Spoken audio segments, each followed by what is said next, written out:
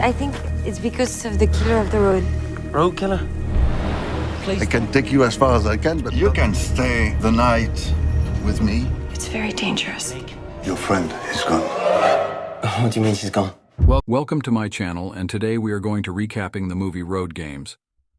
The film opens with a gruesome scene of someone disposing of a corpse. The body is mutilated and hastily bar-buried.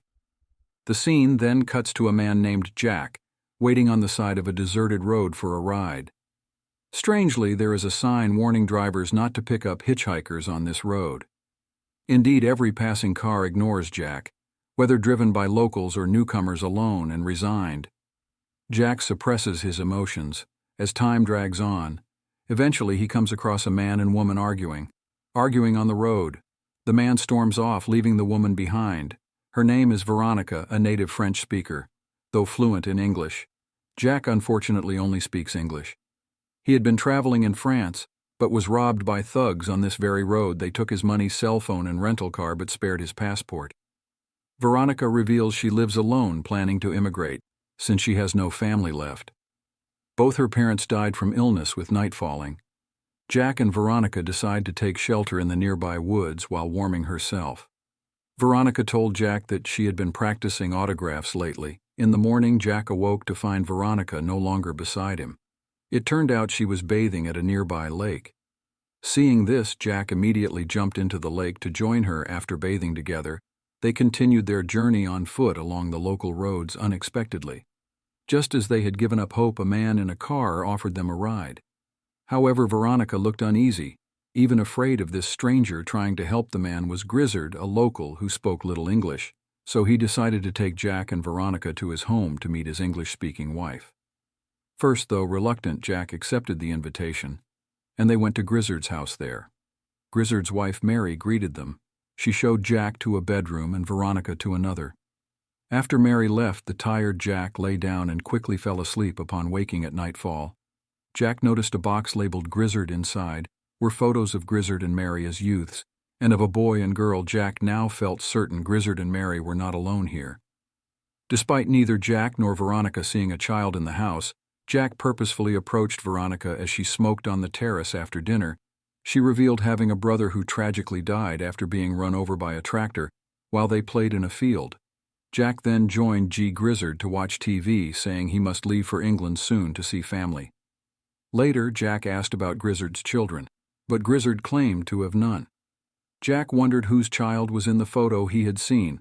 Though surprised, Jack went to sleep. In the too quiet morning, Veronica was gone. Grizzard appeared with a hammer, saying Veronica left uncomfortably early. Jack grew suspicious, despite Grizzard claiming he just finished repairing the door. Seeing Veronica's letter, Jack realized something was very wrong. Unfortunately, just as Jack was about to realize that Veronica's autographs did not match what he had seen when they were stranded, someone suddenly beat him unconscious. When he awoke, Jack found himself tied up in the pickup truck. From earlier, it turned out a middle-aged man named Delacroix had kidnapped him and taken him to a psychopath slur. Though Delacroix threatened Jack, these were mere bluffs to keep Jack from fighting back after freeing Jack's hands. Delacroix took his photo for unknown reasons. He then gagged Jack and prepared to sedate him, but got distracted by a smoking stove. Seizing the chance, Jack fled as far as he could and returned to Grizzard's house. There he saw Grizzard and Mary leaving. Once they were gone, Jack searched the house, found Veronica locked in a room and released her, but Grizzard and Mary unexpectedly returned just then. Fortunately, Jack and Veronica managed to escape from the house. However, Mary and Grizzard soon realized their escape and panicked, unable to outrun the car. Jack and Veronica had no choice but to face their pursuers. Desperate, Veronica brought Jack to a cabin to hide, which turned out to be Delacroix. Confused by their presence, Delacroix was threatened by Jack with a shotgun until Jack slipped and impaled himself on a sharp iron. Veronica hid Jack under a tarp and stabbed Delacroix. When Grizzard and Mary entered, Grizzard spoke to Veronica in French, calling her his daughter. Veronica had lied to Jack about her identity and relationship with Grizzard. It was revealed that Veronica was actually a serial killer who had even brutally murdered her own younger brother after a game of hide-and-seek. That's why at the start of the film, we see a murder victim and the killer who turns out to be Veronica. Unfortunately, Jack, maddened by the situation, refused Chess to listen to Mary and Grizzard's explanation. They are actually Veronica's parents when Mary tries to reason with Jack in English. Veronica immediately beats her unconscious.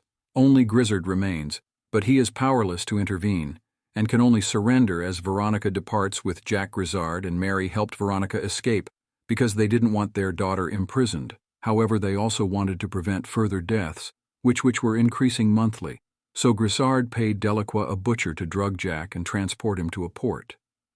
I wonder why Grizzard, Mary, or Delacroix didn't reveal to Jack earlier that Veronica was the murderer, but reflecting back, I see they likely knew Jack would trust Veronica more since she portrayed herself as the victim from the start and shared her version of events.